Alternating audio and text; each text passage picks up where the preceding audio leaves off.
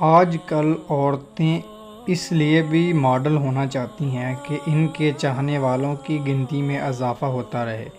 کسی لڑکی کو ایک شام کے لیے خوش تو کوئی بھی مرد کر سکتا ہے، لیکن ساری زندگی کے لیے خوش رکھنے والا ہی اصل مرد کہلانے کے لائق ہے۔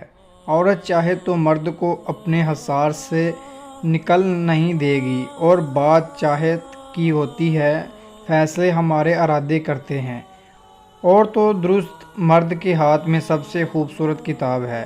عورت کے ناز نخرے اس وقت مر جاتے ہیں جب اسے یہ پتہ چلتا ہے جس میں وہ چاہتی ہے وہ کسی اور کو چاہتا ہے۔ عورت کی عزت کیجیے، عورت ساتھی ہے، ابن آدم کی غلام نہیں۔ ایک عورت کو بدکردار بنانے کے لیے بہت سے بدکردار مردوں کی ضرورت ہوتی ہے جو محبتوں کو محسوس نہیں کر سکتے ہیں۔